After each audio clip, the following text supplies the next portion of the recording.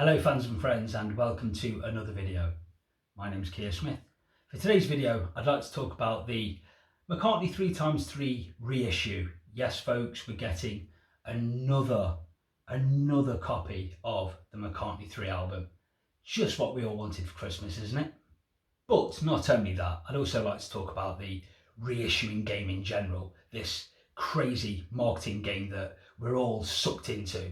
It's absolute madness, as well as being very pricey. I saw a YouTube short by our good friend Matthew Street, who was very annoyed at McCartney's marketing team and, in protest and with good humour, trashed up his McCartney 3 pastry box.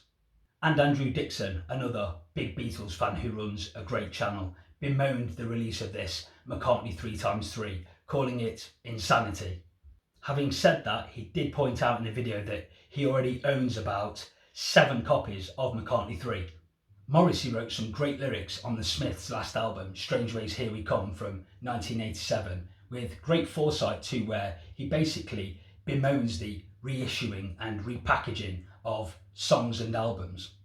He sings, "At the record company meeting, on their hands a dead star, and oh the plans they weave, and oh the sickening greed." He goes on, reissue, repackage, reevaluate the songs, double pack and a photograph, extra track and a tacky badge.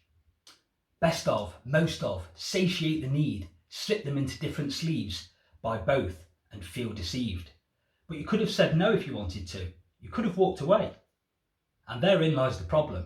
You could have walked away. You could have said no. But how many times do we indulge in this marketing madness? And I am here to say, I'm sorry, because I am part of the problem. I am the reason that this saga continues. As soon as there's a Beatle related release, or solo, McCartney, Lennon, Starkey, Harrison, whatever it may be, I will check my bank balance and 9 times out of 10 buy it immediately, or wait and buy it at a later date. But one thing that does irk me is when people call McCartney out directly, because please understand, and I'm sure that most people do, McCartney has a marketing team, people who are driving his product. And they will come to McCartney from time to time and put out a suggestion, and every year's an anniversary now for something, and they'll put ideas to him and say, shall we do this? We can generate this many sales, we can generate this much money, and it'll be a good way to highlight the importance of such an album. And he'll probably scan over the details and say, yeah, go ahead, do that, sounds like a good idea. Or he'll be a little bit more invested, as he has done with this upcoming 50th anniversary release of Band on the Run, where he at least released a statement about it on his website.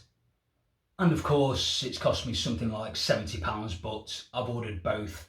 I've ordered the 3x3 McCartney 3 anniversary release with the handwritten thing by Paul and the new artwork by Ed Ruscha, and it's not that I need it. I've got about 5. I think I've got another copy of McCartney 3 upstairs somewhere in some kind of format. Madness, I know. And with it, I think I ordered the new half-speed master of the new Band on the Run release, which is due in February next year. But I ordered them at the same time, and because I only paid 1 postage, I'm sure that they'll keep me waiting for the new McCartney 3x3 release and send it out when they release the new Band on the Run releases. And yes, that did irk me a little bit, but I am well aware that whilst I would love to receive my new McCartney 3x3 record, I also realise that I've ordered something on pre-release with the McCartney 3x3 record, and that pre-release isn't due until February next year. So because I've only paid 1 postage, I'm going to have to wait. Because I understand, and you must too, that record companies do not care for us, the fans. They know that we are going to part with our hard-earned pay no matter what, and they are preying on us. They know that we're going to do it. They're waiting for us to make our orders and charge us top dollar. And they're all at it. Look at Bob Dylan's bootleg series, for example. What volume are we on now? 15, 16, 17? He releases 1 CD, 2 CDs, vinyl, a massive box set for each release. The Rolling Stones, they're not shy of releasing new formats of this new Hackney Diamonds album. They've released many a box set, many a best of. They've probably got the most best ofs of any major band that I've ever known. Taylor Swift, she's just re-released her magnificent 1989 album that was first released in 2014, and there's 4 different covers to the CD. CD, same songs, but you can collect 4 different covers, and believe me, those Swifties will lap that up. It seems now that a sign of your cultural and artistic importance lies in having a detailed, lavish, super deluxe box set. I think the record companies are looking at it something like this. Okay, we're not going to sell 1 million CDs at £10 a copy. So why don't we sell 30,000 box sets, limited, at £300 a pop? The sales figures are similar, very similar. And while us happy consumers continue to lap it up and pay these, frankly, ridiculous prices for copies of albums that we already have 1, 2, 3, 4, 5, 6, 7 times over, however many times it takes, this problem is going to continue. I'd like to hereby apologise for my participation in this madness, and yeah, forgive me. And I'm asking for your forgiveness because clearly I'm a bit of a wally and I don't have anything better to spend my money on. So what have we got to look forward to next year? I've already mentioned the new re-release of Band on the Run. It's actually 60 years next year of the release of Hard Day's Night and Beatles for Sale.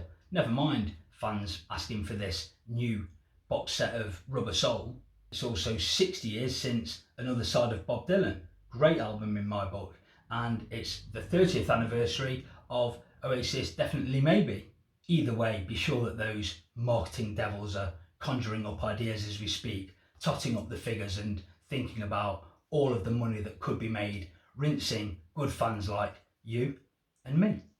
But anyway, that's my rant over and done with. Thanks so much for watching this video. Peace and love. See you next time.